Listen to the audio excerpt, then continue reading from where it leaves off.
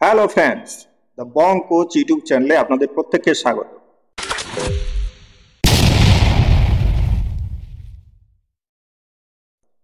Friends, আমার এই ভিডিওগুলো যদি আপনাদের ভালো লাগে তাহলে অবশ্যই লাইক, সাবস্ক্রাইব এবং টিমমেটদের সঙ্গে শেয়ার করতে ভুলবেন না প্লিজ। ফ্রেন্ডস, একটা গল্প বলি শুনুন। একবার এক কৃষক তার জমি চাষ করছিল।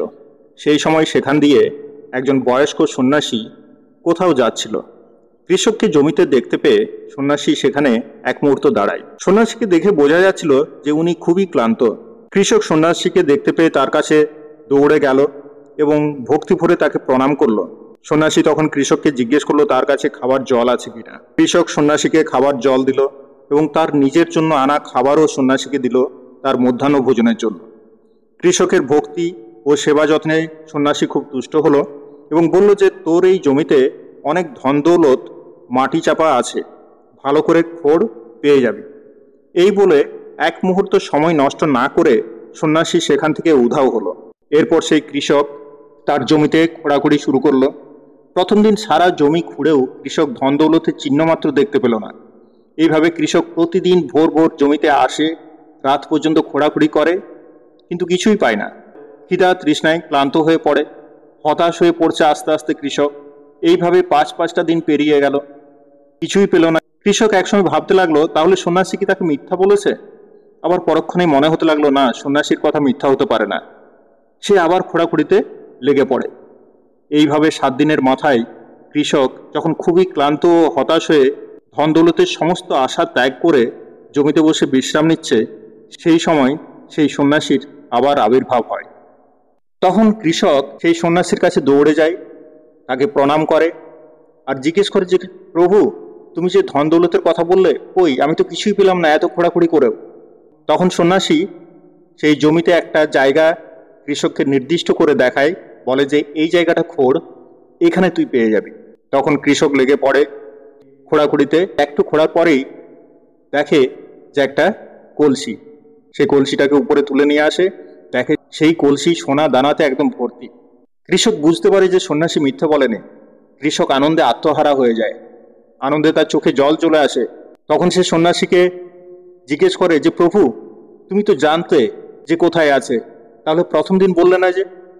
তখন সন্ন্যাসী মুচকি হেসে কৃষককে বলে যে দেখ, প্রত্যেকটা সফলতার জন্যে কিছু মূল্য চোকাতে হয়, তোর এই পরিশ্রমই হচ্ছে এই ধন দৌলতের মূল্য। এই বলে সন্ন্যাসী আবার সেখান থেকে উধাও হয়ে যায়। তো friends, moral of the story এটাই যে every success has a price tag. আপনি কখনোই সফলতা অর্জন করতে পারবেন না যদি আপনার লক্ষ্যটা স্থির না থাকে। আপনার লক্ষ্য সম্বন্ধে যদি পরিষ্কার ধারণা না থাকে তাহলে আপনি লক্ষ্য কখনোই অর্জন করতে পারবেন না।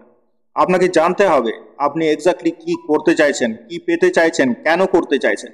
গোল বা লক্ষ্য সম্বন্ধে যদি আপনার পরিষ্কার ধারণা তৈরি হয় তাহলেই আপনি বুঝতে পারবেন আপনার লক্ষ্য অর্জনের জন্য কি করণীয়। একটা কথা আছে, clarity leads to action and action leads to success. Friends, লক্ষ্য সম্বন্ধে স্বচ্ছ পরিষ্কার ধারণা থাকলেই আপনি সফল হয়ে যাবেন তা কিন্তু নয়। মনে রাখতে হবে যে বাজার থেকে কোনো জিনিস কিনতে হলে সেই জিনিসের যা মূল্য, সেই মূল্য দিয়েই আপনাকে জিনিসটা কিনতে হয়। সেই রকম প্রতিটি সাফল্যেরও একটা প্রাইস ট্যাগ থাকে। সাফল্য শুধু তাদেরকেই ধরা দেয় যারা সাফল্যের মূল্য চোকাতে রাজি থাকে। সাফল্যের মূল্য হচ্ছে টাইম, এফার্ট, ডিসিপ্লিন এবং স্যাক্রিফাইস। জীবনে সফল হতে হলে আপনাকে সময় দিতেই হবে, কিন্তু দেখা যায় আমাদের অনেকেরই সময়ের সমস্যা। আমি অনেককে বলতে শুনেছি আমার সময় নেই। আসলে সময়ের সমস্যা হওয়ার কারণ বেসিক্যালি দুটো। একটা হচ্ছে সময়ের মূল্য না বোঝা, তার ফলে অপ্রয়োজনীয় অনেক ব্যাপারে সময় নষ্ট করা, ঠিক মতো সময় ম্যানেজ করতে না পারা, অপ্রয়োজনীয় কাজে সময় নষ্ট করে ফেলার পর দরকারি কাজের জন্য আর সময় পড়ে থাকে না। এটা হয় অনেক সময় কিছু না বুঝে, আবার অনেক সময় যেটা লক্ষ্য স্থির করেছি সেটার কোনো প্রায়োরিটি সেট না করার জন্য। একটা উদাহরণ দিলেই বুঝতে পারবেন। ধরুন কারো একটি শিশু সন্তান আছে, সেই সন্তানের দেখভাল করতে যেয়ে তার মা বাবার একদমই সময় নেই। এরপর কয়েক বছর পর তাদের আরেকটি সন্তানের জন্ম হলো। তাহলে বলুন, এই দ্বিতীয় সন্তানের দেখভালের সময় তার মা বাবা পাবে কিনা? উত্তরটা নিশ্চয়ই হ্যাঁ। তাহলে এই দ্বিতীয় সন্তানের জন্মের সঙ্গে সঙ্গে তার মা বাবার দিনটা নিশ্চয়ই 24 ঘন্টা থেকে 36 ঘন্টার হয়ে যাবে না?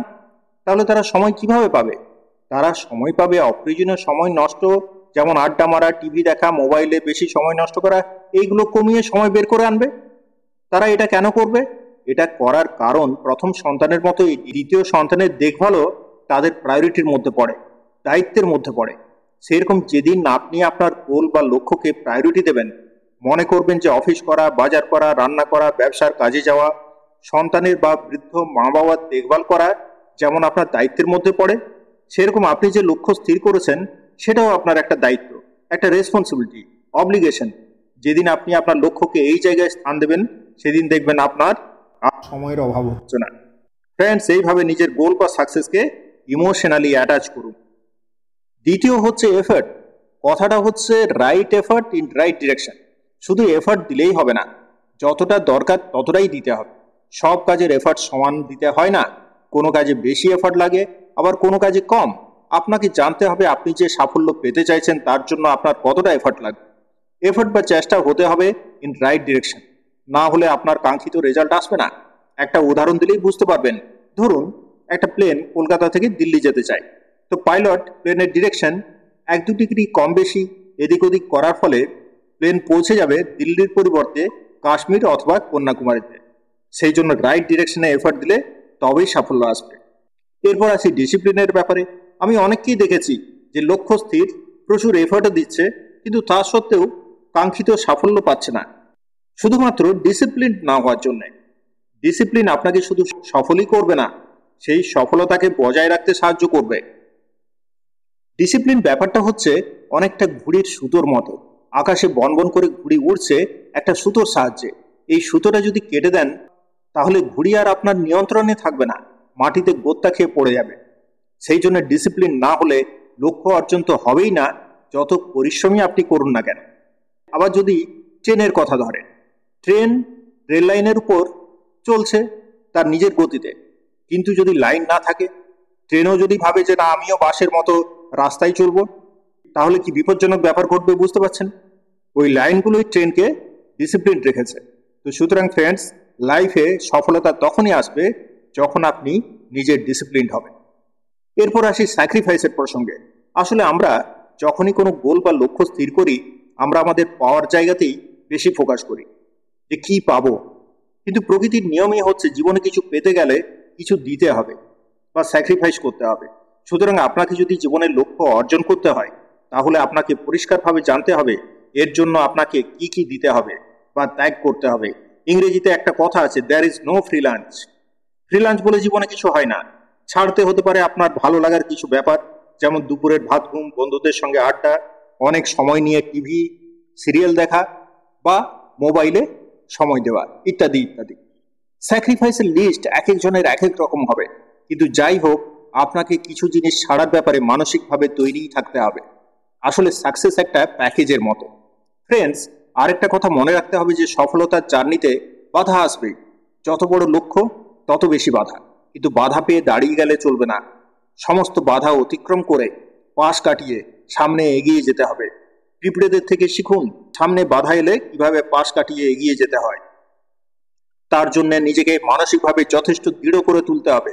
ইংরেজিতে একটা কথা আছে, tough Times never last but tough people do.